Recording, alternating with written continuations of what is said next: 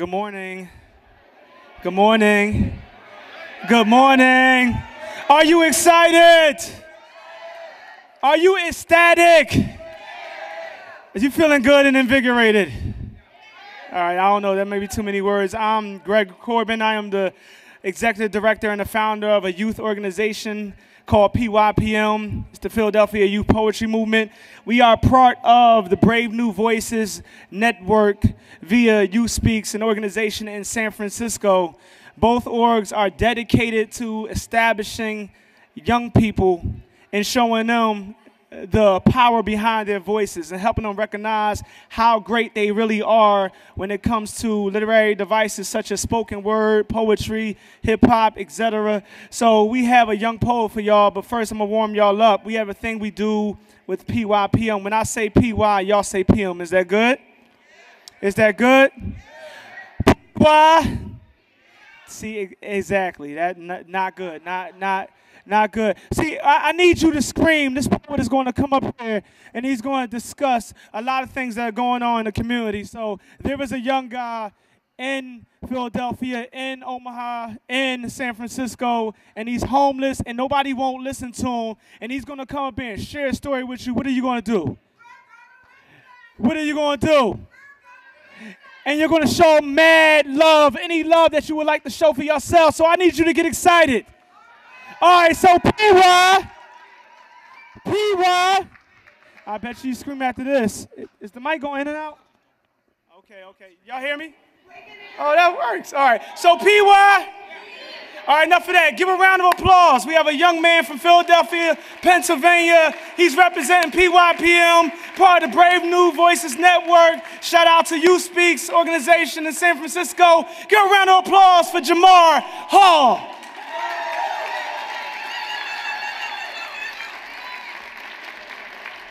How's everyone feeling today? Good. Okay, my name is Jamar Hall. Hey, can you hear me? Can you hear me now? Is it good? Higher? Still higher? Fine. Good in the back? Okay, good. Okay, the first poem I'm gonna do is entitled Budget Cuts. So.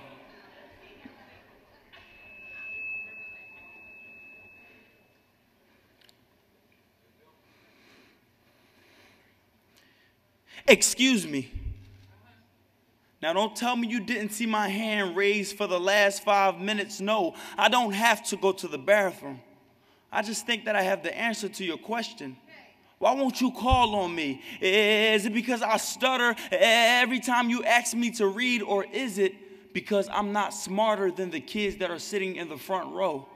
Did you ever stop to think that this back row makes me feel like I'm on death row, and you're ignoring the fact that I want to plead my case? No child left behind does not justify why I'm 18, just learning how to spell my own name. Don't act like that's okay, Tom Corbett, when you know that it's not. Dear School District of Philadelphia, I heard they're going to cut off 413 of your workers with the same scissors they're going to circumcise our budget with. Now they say that they're just going to cut down on some security, and we're all invited to the party. Yes, BYOB, bring your own bullets and push aside school sports. I guess we can act like monkeys in the hallway. Yeah, let's add a little music to this educational genocide. But take the music from the schools, because we can beatbox when the bell rings. Yeah, cut the teachers. The more the merrier. We sure can learn a lot when there's 50 students to a classroom. Now, can we? You see, education is the key to success. But just like those windows, why must they bolt lock this door? I guess it's never a good thing to know too much. You see, they rather incarcerate than educate, so we'll never get a job. Then ask why we rob and say that we're the problem. No, we're just the aftermath. But I guess the nation was worried more about Obama's birth certificate than what was really going on. Please, someone tell me in this conference what is really going on. Sincerely, Student 4169147, can you answer me? Don't tell me you didn't see my hand raised for the last 5 minutes, the last 5 weeks, the last 5 years since 1951 Brown versus Board. Don't tell me you didn't see my granddaddy's hand raised. I don't have to go to the bathroom. We don't have to go to the bathroom. I just know I have the answer to your question. How are these budget cuts affecting us when we already don't know as much, don't have as much, not learning enough? Tell me, who gives a... I don't need to stand on a corner to know when I'm being backed into one. And you would know that if you just called on me. Thank you.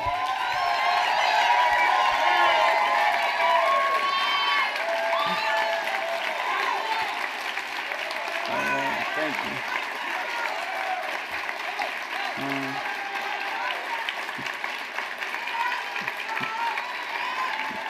Thank you very much. And I have one more poem. Thank you all y'all so much. I have one more poem called What is Happening to Our Youth.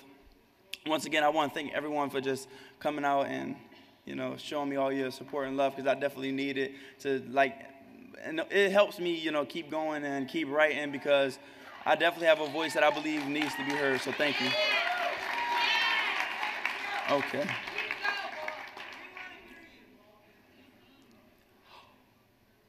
Quick question for the room. What is happening to our youth? Now remain silent if I'm telling a lie, but please cut me off if I'm speaking the truth. Now what is happening to our youth? You see, the birth stage is 5th grade on first page. Forget switching classes, because we switch blades like first aid that cut deeper than most, like kids with bad grades. Now, why is it that half of our school children are on medication?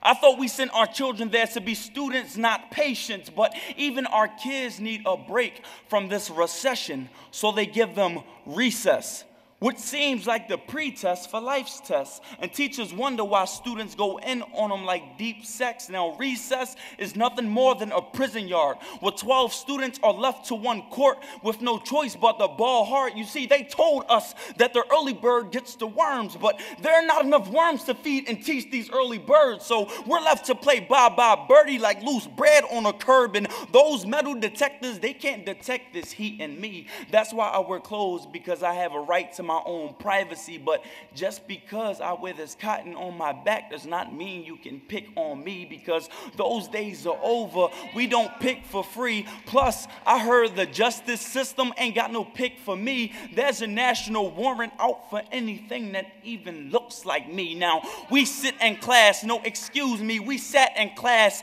knowing that we were destined to fail but expected to pass. We sat with our back straight and our necks cocked forward with our hands raised, trying to grab whatever piece of a dream we might have left, but we are all we have left.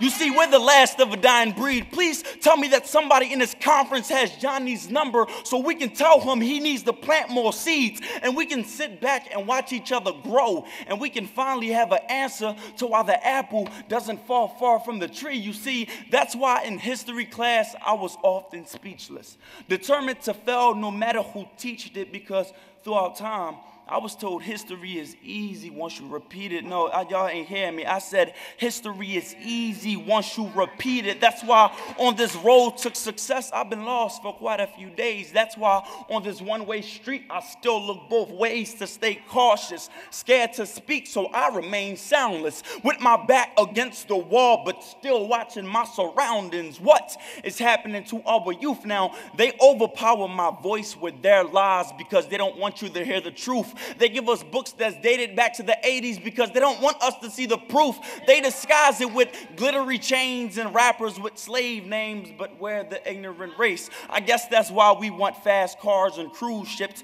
that cruise through the middle passage. Now, how can we make honest money when even dead presidents lie? That's why we're stuck to the side. When opportunity comes, we're quick to jump on it like a pogo just to remain sane and keep us from going loco. But don't get me wrong, we always can fall back on that full loco now, right? What is happening to our youth? You know what? Let me change that. What can happen to our youth if we took the time out to take their time out to find out the exact ingredients to this pudding where they say lies the proof? Stop telling us that the sky is the limit as you build more roofs. Stop telling these point guards to plant their feet. Tell them to think before they shoot. Let's start teaching these girls how to be role models instead of top models. Let's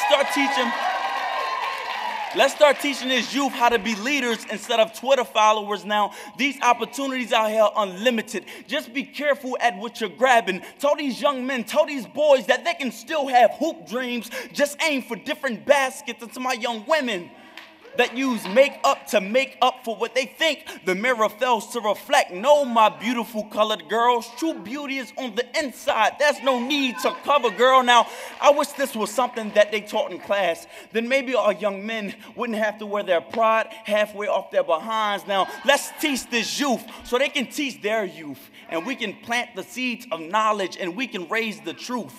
And we can finally have a clearer picture of to what can happen to our youth.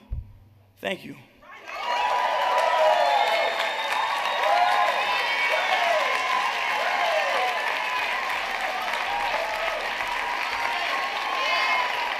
All right, so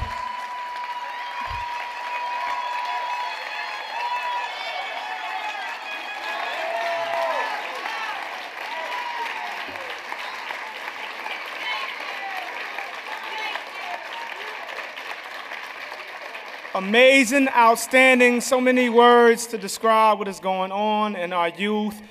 Just like Jamar, there are plenty of other young people in this country who have the same ability and same talent.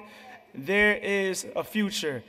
You can go to our website at www.pypm215.org. You can visit youthspeaks.org. You can find out more about these youth programs. We do a lot in our communities. Thank you for listening. If you want more information, we'll be floating around. We'll be at the conference for a while. Thank you, thank you, thank you. Give another round of applause for Jamal Hall. And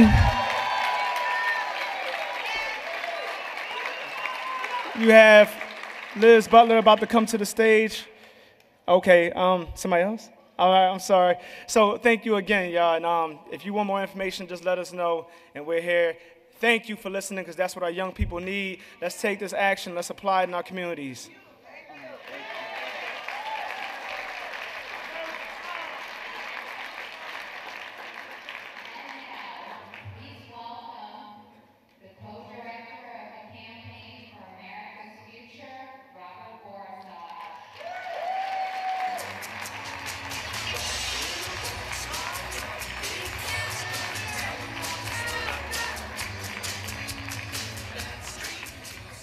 You got the feeling? There's energy now. It's building across the country, and it's here in this room. You are going to be over 1,500 people strong today. And together, we're going to stand up, we're going to fight back, we're going to build this movement. It started in Wisconsin. That lit the fire. It spread through Ohio and Indiana and across the Midwest. 1,500 people went to house parties and helped forge a contract for the American dream this summer. Then in July and August, in town meetings across the country, legislators suddenly found out that people were angry. They thought they elected them to create jobs, not to cut Medicare. And they heard from it. I'll tell you, even the Tea Party legislators came back a little more sober, right? The Progressive Caucus went out and did a jobs tour, came back, put out a big jobs program, and the president got the spirit and put out his American Jobs Act and demanded action. We're making a difference already. But it's still building. Occupy Wall Street, as they said this morning, set us an example for all of us of discipline, of nonviolence, of protest, building a democratic space in the heart of the belly of the beast. And now in 57, 58, 60 cities across the country. Pay us back, the new bottom line, taking this argument to banks and cities across the country, and we are going to keep building. Here, over the next 3 days, we're going to lay plans for the next 18 months. And starting here, we're going to keep building this movement, beginning on Wednesday, when all of us will join together and take this message to Capitol Hill and demand jobs, not cuts. People are in motion to save the American dream. And what is that dream? It's the dream that Franklin Roosevelt spoke about when he put out his Economic Bill of Rights. It's the dream that Martin Luther King embraced in his March on Washington. It's basically a simple promise, an opportunity. Work hard, you can get a job to raise a family with, own a home, have affordable health care, have retirement security and dignity in retirement, and have your kids go to the best public education in the world so they can do even better than you do. Roosevelt called these the essentials for a free society. The promise, of course, was always greater than the performance.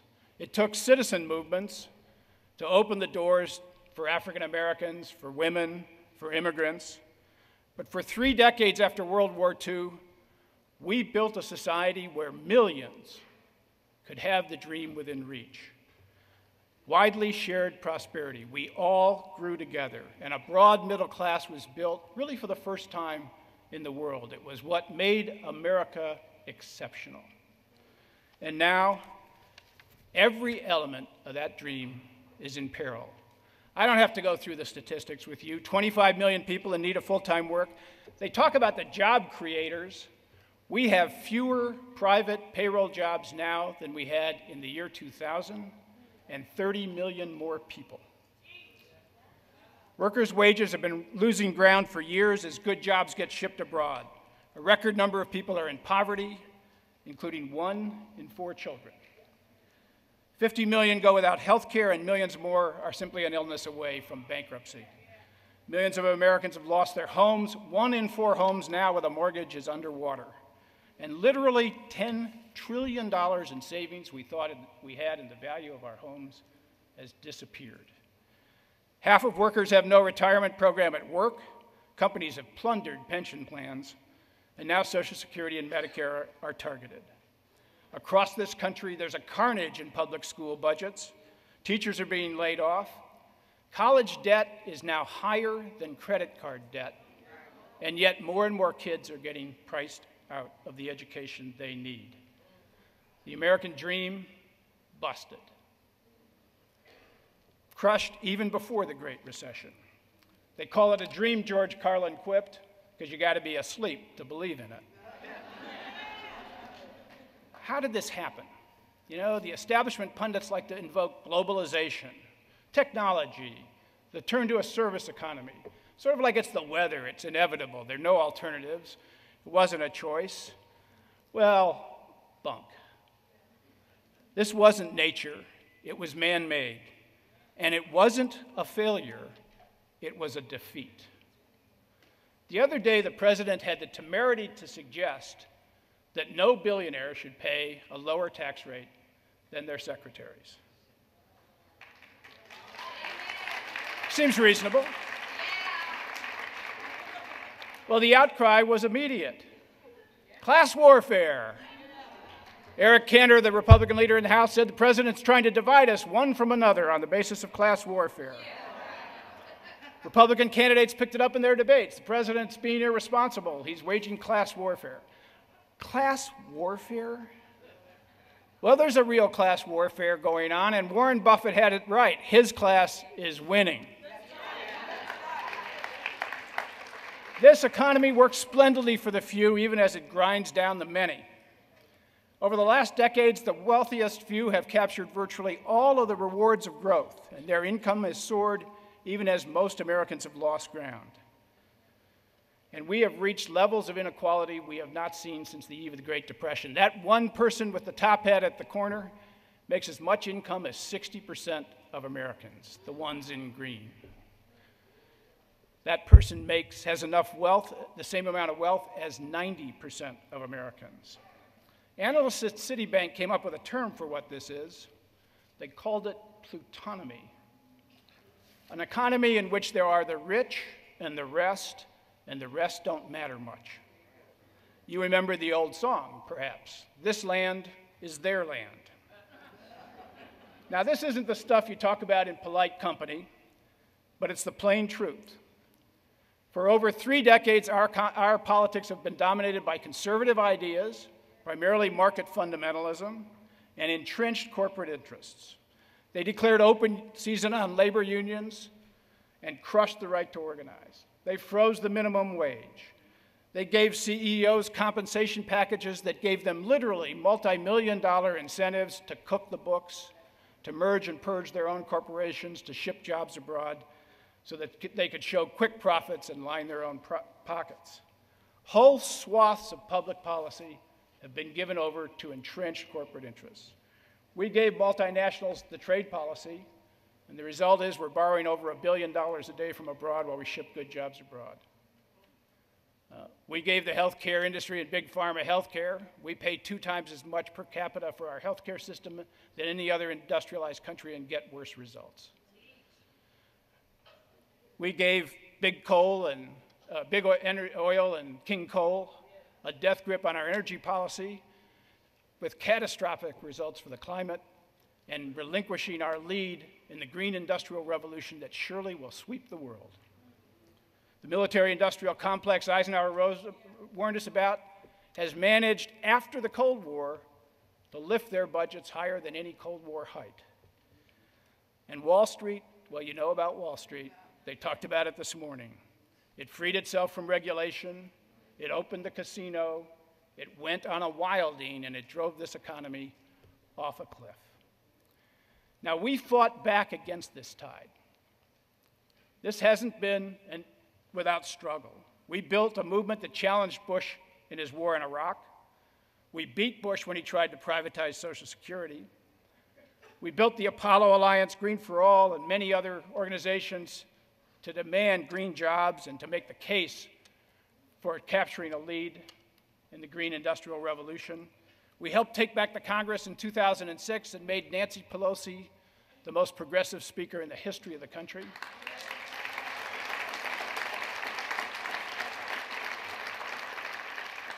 And we came together in a movement, Hope and Change, to elect Barack Obama with 54% of the popular vote and a mandate to clean up Washington. Now listen, everyone in this crowd, I'm certain, has had their disappointments and their frustrations with this White House. From rescuing the big banks without reforming them, to failing to stand strong on jobs, on the climate, on many other issues, to extending the wars and now asserting national security prerogatives that simply trample the Constitution. But our challenge is much greater than the shortcomings of this president. Remember, when he came into office, Obama put forth basic reforms in areas we have to address: energy, healthcare, financial reform, the recovery. Now, those reforms were too cautious, to my mind. They were pre-compromised, if you will. But despite the crisis, despite the popular mandate, despite Democratic majorities in both houses of Congress, he had his head handed to him. And we know why. Money politics. The entrenched corporate interests that have been running this place were able to yoke Republican obstruction with sufficient number of Democrats to defend their privileges and their subsidies. And now the Supreme Court is trying to make that even worse.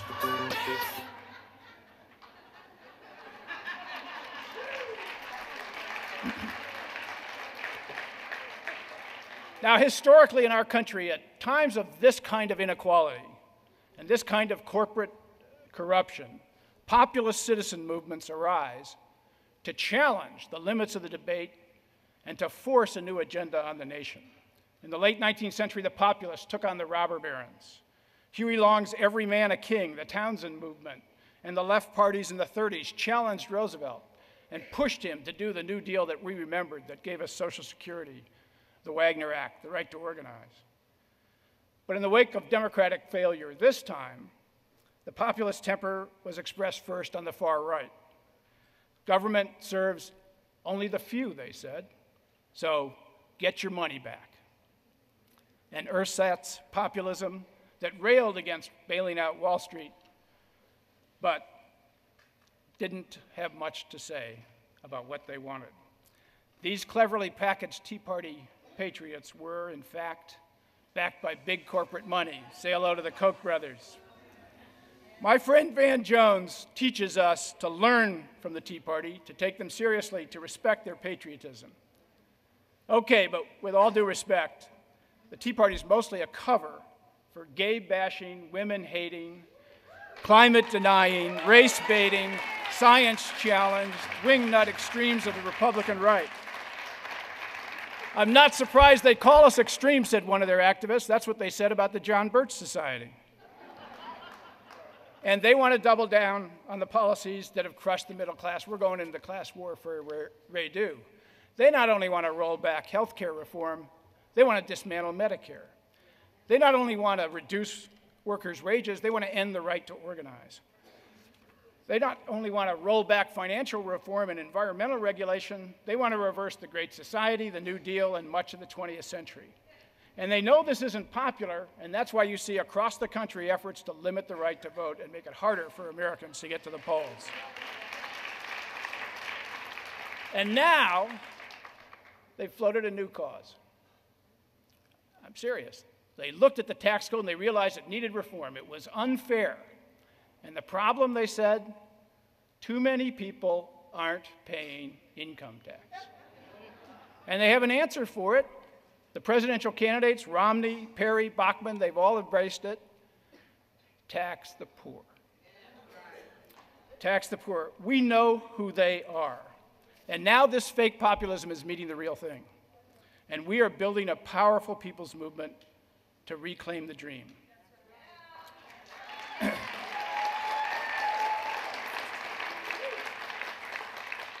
And that doesn't mean just taking on the Tea Party. In many ways, the Tea Party is not the future. It's not even the past. It's basically a distraction.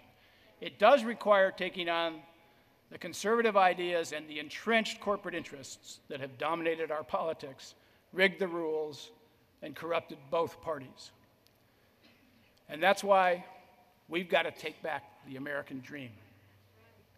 This is a struggle about what kind of an America we will be. Will we build a new foundation for this economy, empowering workers and shackling Wall Street? Or will we let crony capitalism continue to have its way?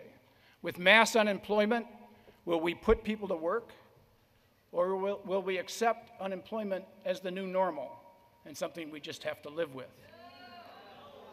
After Wall Street blew up the economy, do they get the bill to clean up the mess? Or do they send it to people the most vulnerable by dismantling Medicare, cutting back Social Security, and slashing spending on education?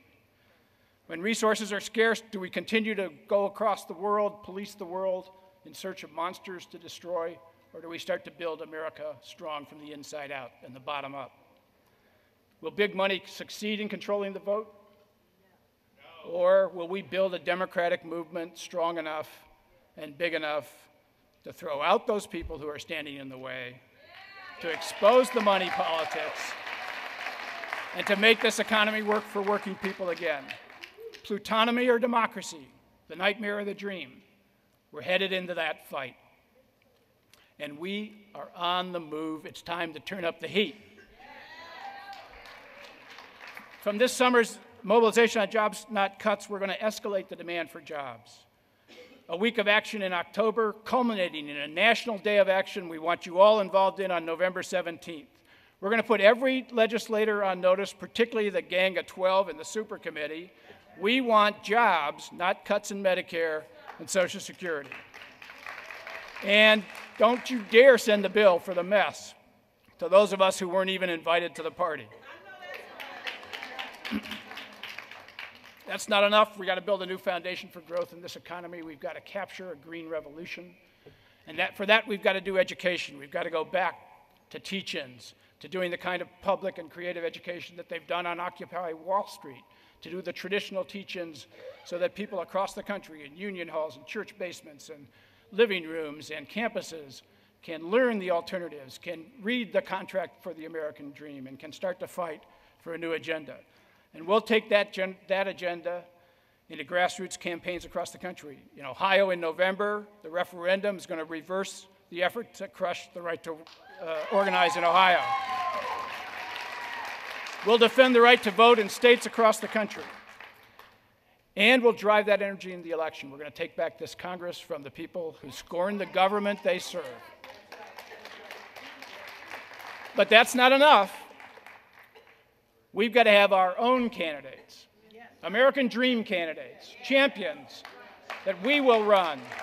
2,000 champions in 2012, up and down the ticket, to run and to champion our cause and to take on those in both parties who stand in the way.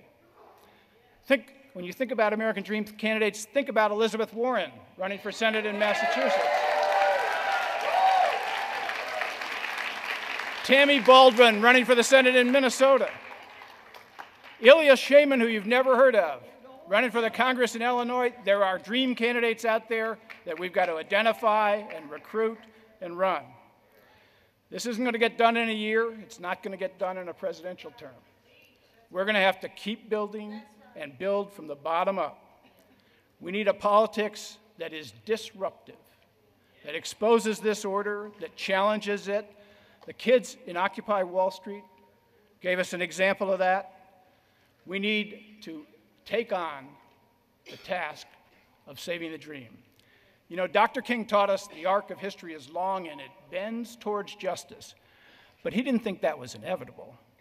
He thought that we had to fight to make sure that it bended the right way.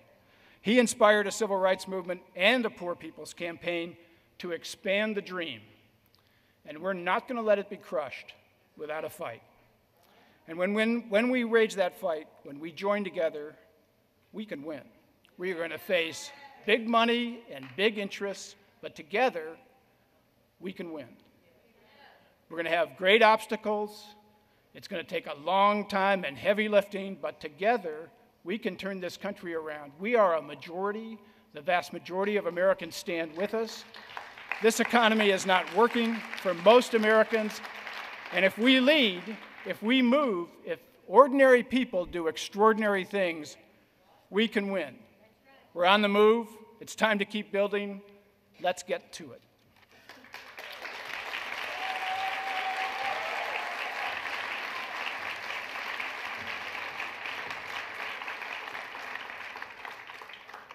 So we've heard from Wall Street, and now it's my pleasure to introduce a remarkable leader from the struggles in Wisconsin. Christine Neumann-Ortiz is the founding executive director of Voces de la Frontera, the largest Latino membership organization in Wisconsin. She's earned attention as a national leader on immigrant issues. You've heard her on NPR, Democracy Now!, CNN, and read her stuff in the Huffington Post. Since 2006, Voces has mobilized hundreds of thousands in mass marches in Wisconsin, and eventually winning many reforms, including passage of in-state tuition for undocumented students. Rick Perry, you're not alone. Ms. Neumann-Ortiz understood immediately what was at stake when Governor Walker decided to revoke the right to organize in Wisconsin. She rallied her community to defend those workers and to oppose the cruel cuts in education and public services that was part of the governor's agenda.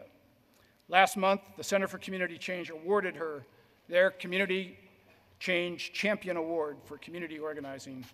Few better suited to tell us the importance of building together, Christine Neumann-Ortiz.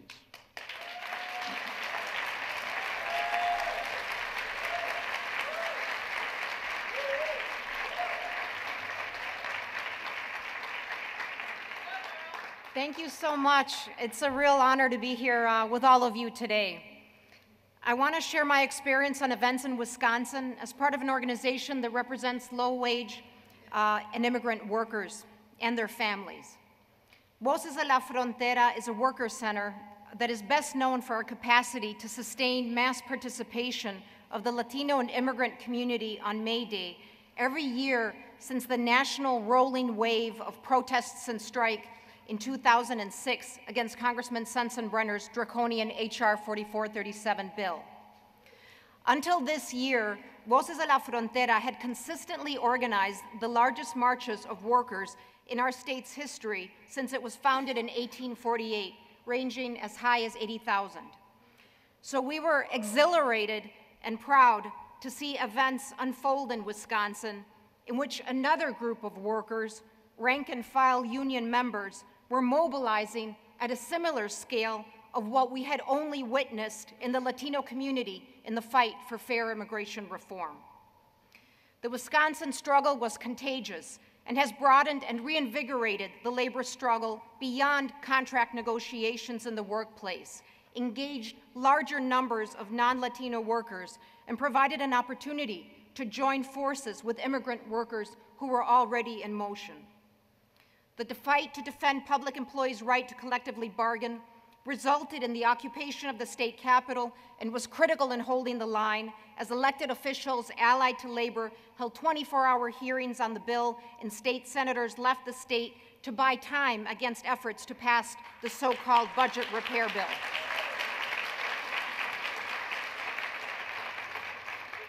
It was a powerful experience to march in the bitter winter with protesters at the state capitol swelling from an initial 10,000 to 100,000 at 2 mass weekend marches and daily mass protests which lasted weeks and escalated to walkouts of teachers throughout the state, IRS workers, and other public sector employees.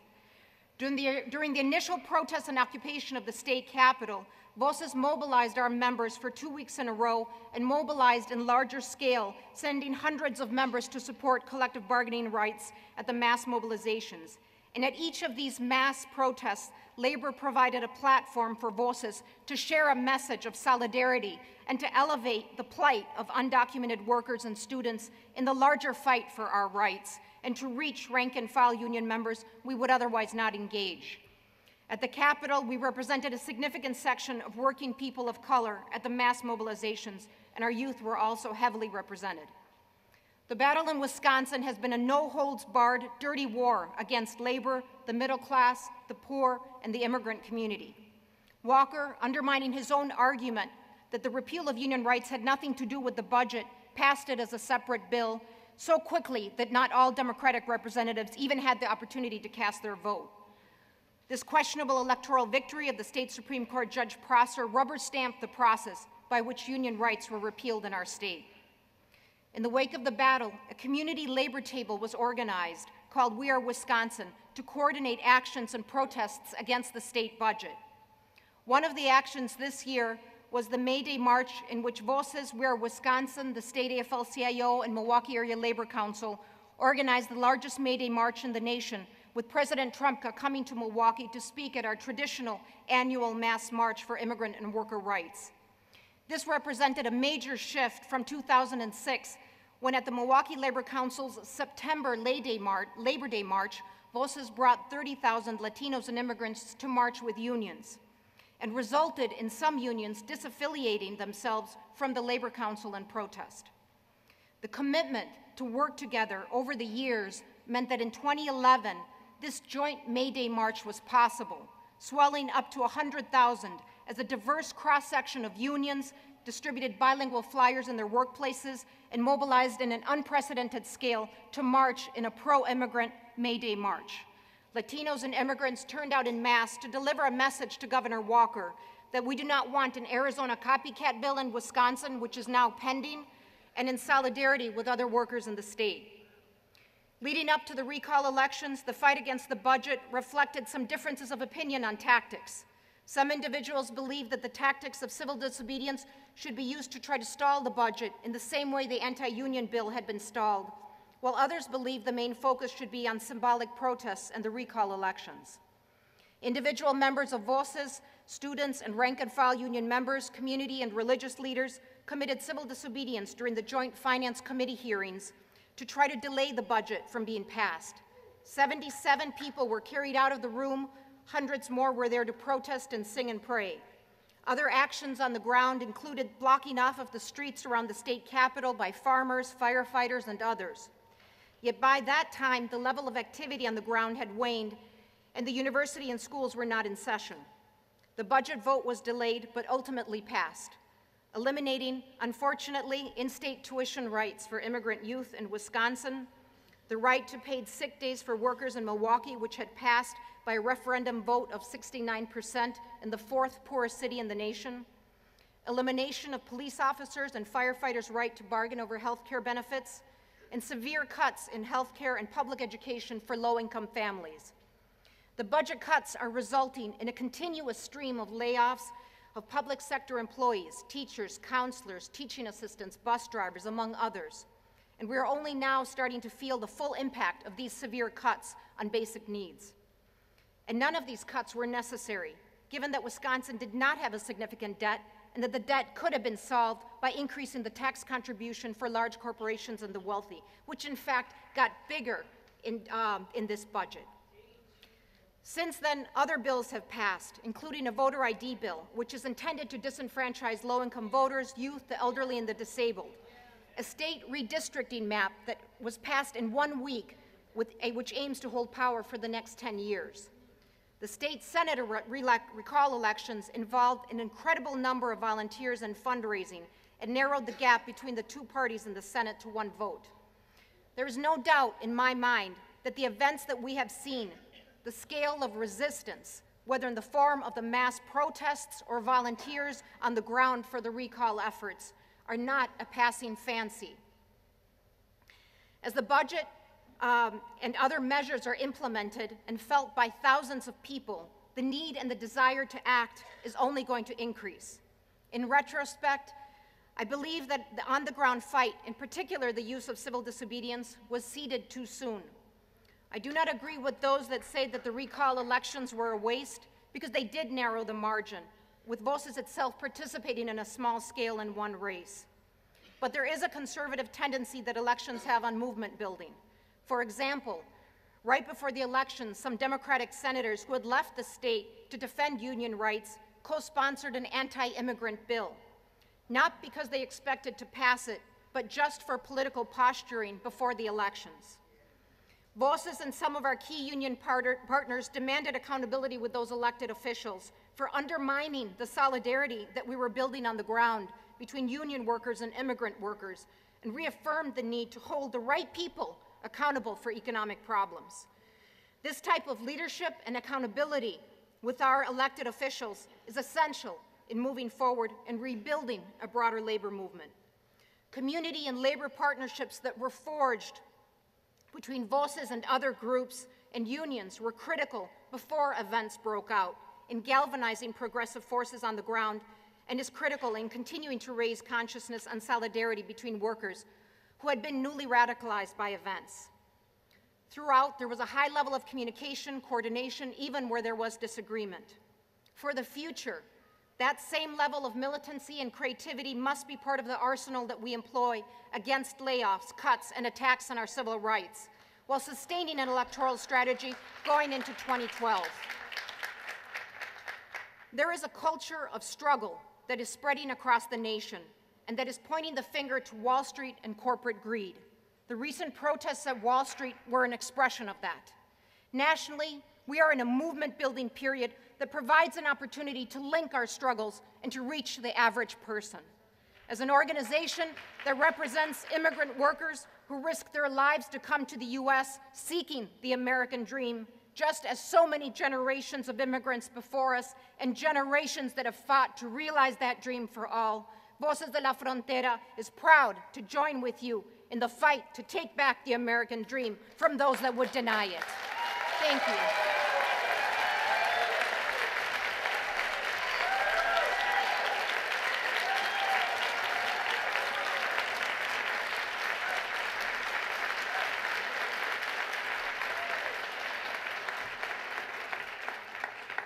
That was an extraordinary presentation. It gives you a sense of how tough this is going to be, how we've got to walk on 2 legs, we've got to come together, we've got to work through differences, but we can build and we can win.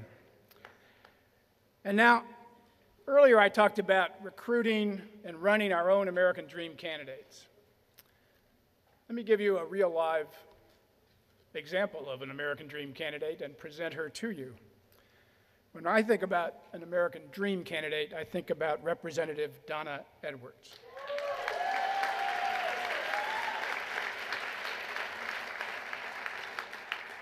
She represents Maryland's 4th Congressional District. She was a lifetime progressive activist, working on money in politics, on a range of civil liberties and civil rights issues. And when the incumbent Democrat in her district kept voting for his contributors rather than for his constituents, Donna decided to take him on. She challenged him, and with the help of a strong grassroots campaign backed by many progressive groups, she won and took him out. And the result was we got a progressive champion in Congress, not just a Democratic representative, a leader, someone who would stand up when it was still unpopular and say no cuts in Medicare and Social Security, someone who was willing to demand an end to the wars, someone who was helping to organize the push for jobs. She's a member of the Progressive Black Caucus, a member of the Congressional Progressive Caucus, and she was recently chosen to co-chair the Democratic Congressional Committee's Red to Blue Task Force to take back the Congress. A graduate of Wake Forest, the University of New Hampshire Law School, she is the proud member of a college graduate. Ladies and gentlemen, Donna Edwards.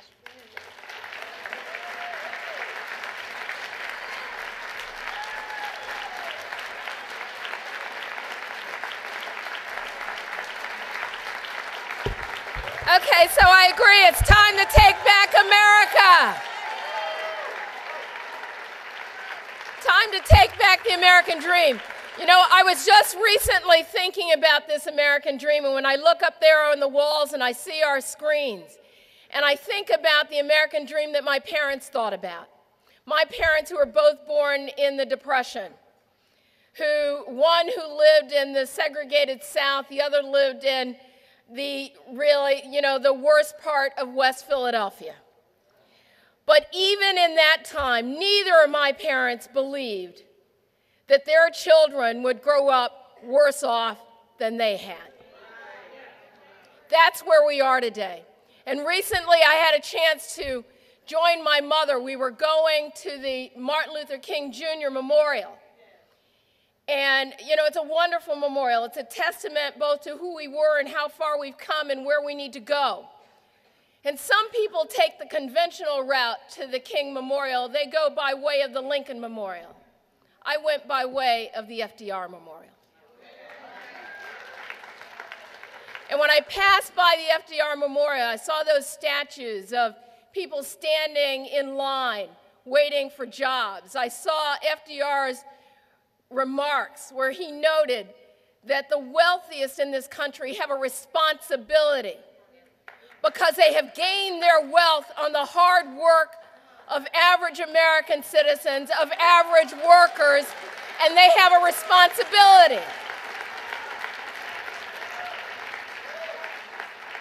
And so as I walked by with my mother, who was born at the tail end of the Depression, who'd grown up in the segregated South, to the MLK Memorial, passing by the words and the statues that reminded us of FDR, I thought that we must have in this country, once again, an FDR moment.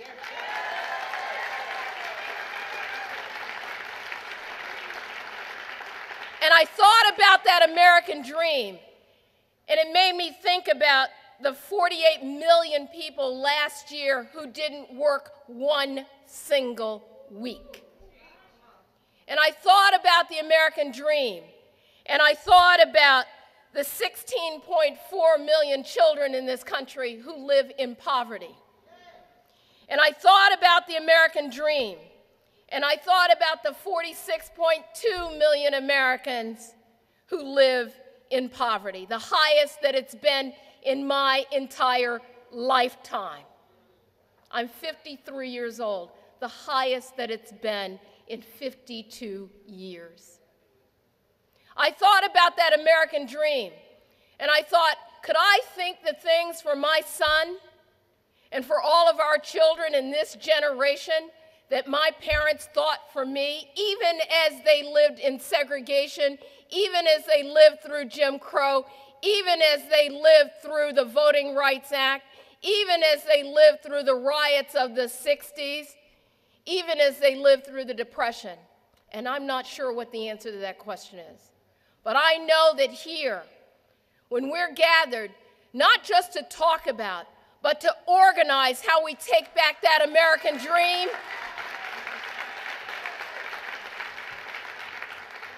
what I know is that we must answer this question. We must answer the question about whether our children will be better off today in the way that our parents thought that we would be better off. And we have to answer that question in the affirmative. And we can't do it by just talking. Now, a week or so ago, the president addressed the Congressional Black Caucus. And he got a lot of flack for telling people to take off their bedroom shoes. But you know what? I say take off your high heels, right?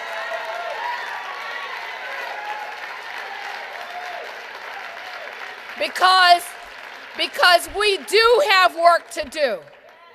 We have work to do that stands up to the banking interests that have reaped so much benefit in this country and won't loan to small business owners who've been in business for years, who've done business with them for years, who've never missed a payment, never missed a month on their lease.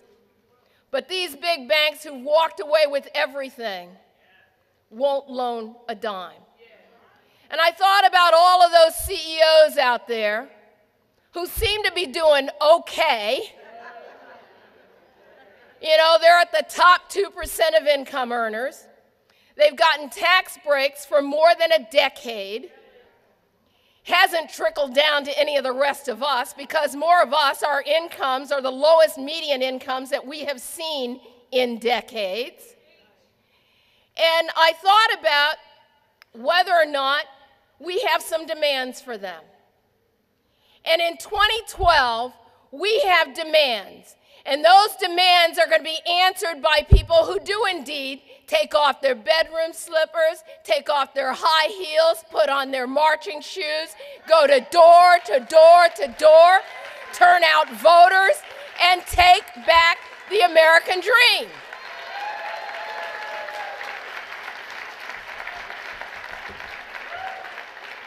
And I'm getting a little excited up here.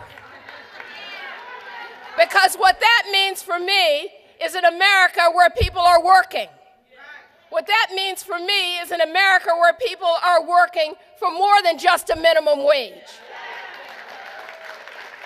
What that means for me, when we draw a poverty line that's $22,000 a year, I don't know, I just did simple math when I was at school.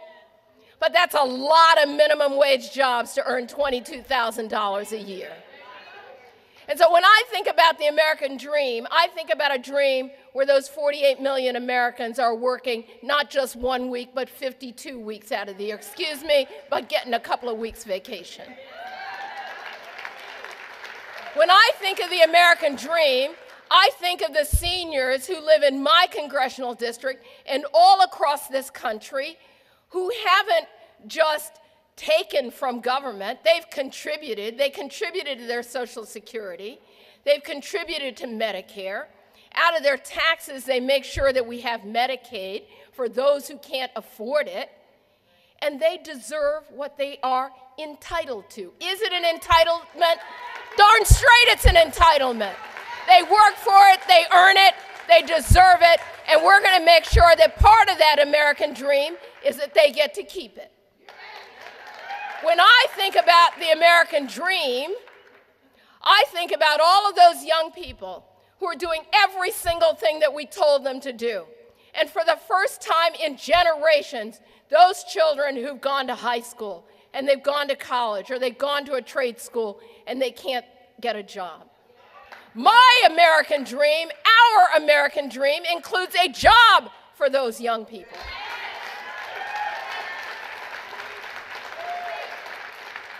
And when I think of the American dream, I think of the 98% of us who deserve a tax break, and the 2% that need to contribute just a little bit of revenue.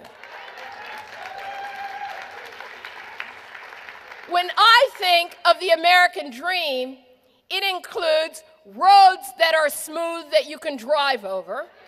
It includes bridges that aren't falling apart. It includes transit systems that make sure that we can get off of our dependence on fossil fuels. My American dream includes a water and sewer system where water mains aren't breaking in the middle of Brooklyn. That's my American dream. So, what do we have to do?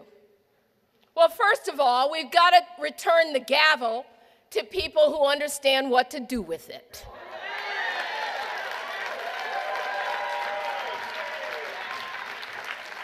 And for me, that means returning the gavel to Nancy Pelosi. That means in every single congressional district where there's a Tea Party, throwing out the china and bringing in just a little bit of, just regular old tableware.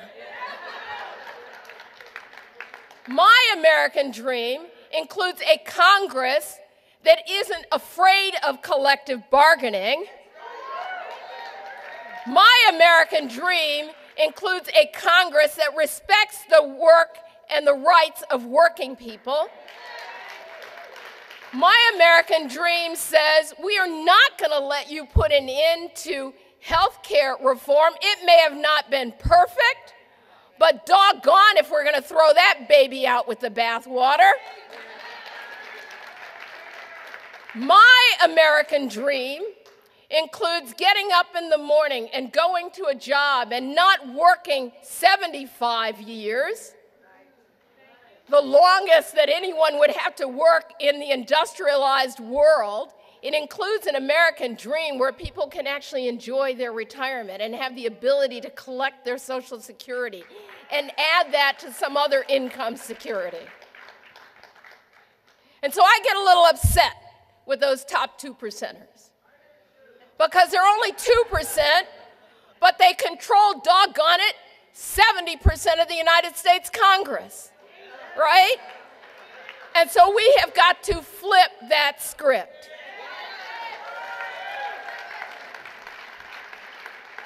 So what I'm saying to you is that I'm glad that we're all assembled here today because I like to know where my friends are, right?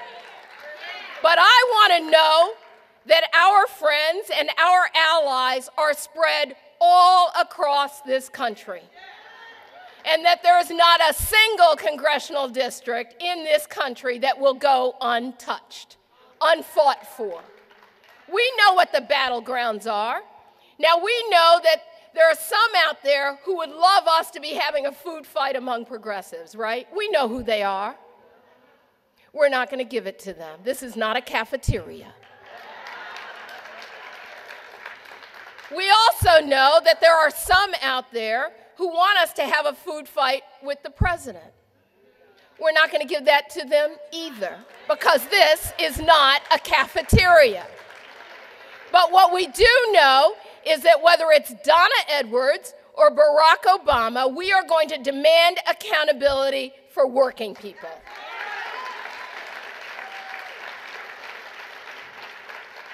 And that accountability means standing up for all of those who've taken so much and given so little.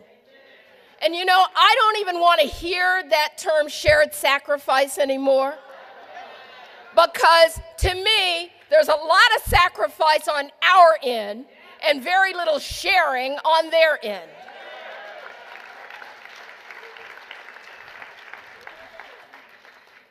So, what's the plan? Well, the plan is that we get to define what the American dream is. The plan is that in every state capital that we make that definition heard. The plan is that here in Washington, D.C., We don't let these guys come back and at the end of the year obliterate every single thing that we know of the social safety net. The plan is that we go out and we work harder than we've ever worked before, because what's at stake isn't just 2012. What's at stake, let's be clear, is a generation ahead of us. That's what's at stake. So, as some of you know, I haven't always been the happy Democratic camper, okay? I'm like y'all. But you know what? I also know where our battle lines are drawn. And I know where we have to go. And I know that we can get there faster with our crowd than we can get there with their crowd. And so I'm going to ask all of you to join together, because we need our FDR moment, and the American dream requires our FDR moment, and the American people require our FDR moment. And let's move ourselves from FDR to the White House to make it known on every street across this country that we're standing for the American dream, that we are standing for working people, and that while some may want to control the volume, and others may want to control who's on the street and when they're on the street and why they're on the street, we're not going to let that happen. And we are not going to go silently while the top 2%ers walk away with the American dream. Thank you very much.